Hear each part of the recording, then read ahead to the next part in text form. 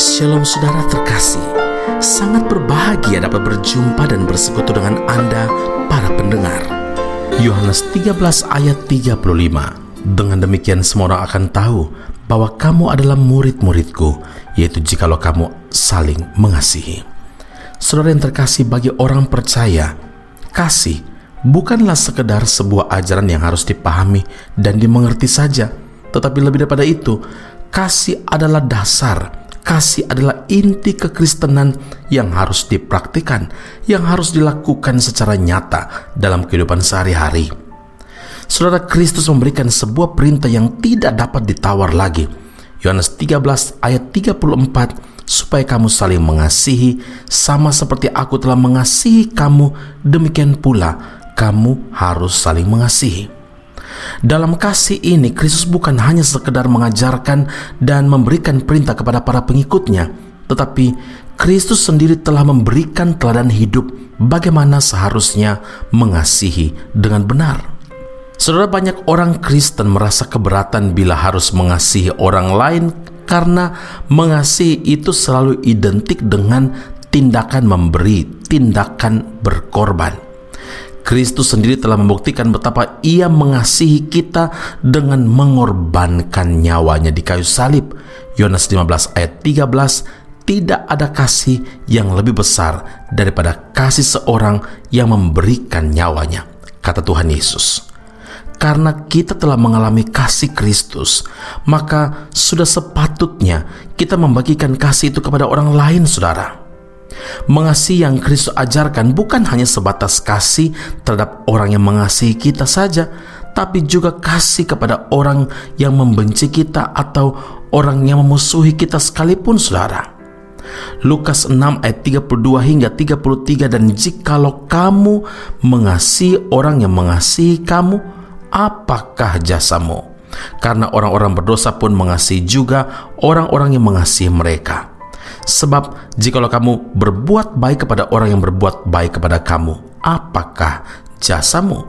Orang-orang berdosa pun berbuat demikian, kata Tuhan Yesus.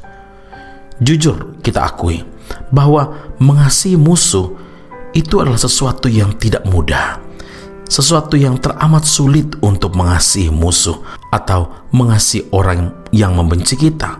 Tetapi apabila kita lakukan itu dengan kekuatan sendiri, maka pasti akan sangat sulit.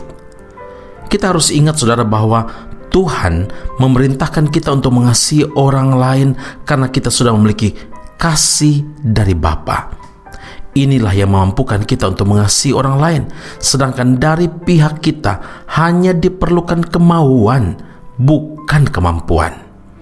Dan Roh Tuhanlah yang ada di dalam kita ini, itulah yang akan memampukan kita untuk dapat mengasihi sesama kita. Karena itu, jangan pernah berkata mengasihi Tuhan apabila terhadap sesama yang terlihat secara kasat mata saja kita tidak dapat menunjukkan kasih.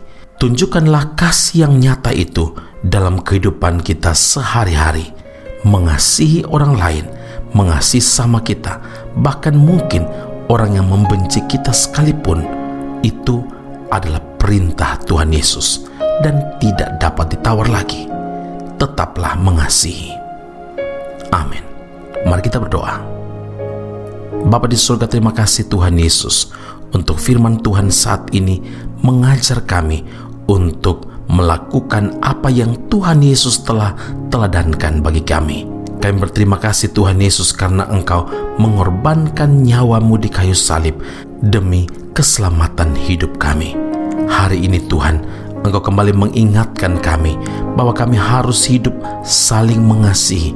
Bukan sesuatu yang kami pahami, bukan sesuatu yang kami mengerti saja, tetapi sesuatu yang harus menjadi dasar dari segala sesuatu yang kami kerjakan dan kami hidupi dalam dunia ini. Ketika kami mengasihi Tuhan, kami tahu bahwa kami harus bertindak, kami harus melakukan apa yang Tuhan Yesus perintahkan, apa yang Tuhan firmankan. Kami tidak mampu, tapi kami mau berusaha, mau belajar untuk tetap memiliki kasih yang sudah kami terima dari Bapa kepada orang lain yang mungkin membenci kami. Tapi biarlah kasih Tuhan itu dapat mereka rasakan melalui kehidupan kami. Terima kasih Bapa di surga, terima kasih Tuhan Yesus, terima kasih Roh Allah yang kudus yang memampukan kami untuk melakukan firman-Mu dalam kehidupan kami. Puji, hormat, kemuliaan bagi Allah yang hidup dalam Kristus Yesus Tuhan dan Juru Selamat yang hidup. Kami berdoa mengucap syukur kepada Bapa di surga. Haleluya. Amin.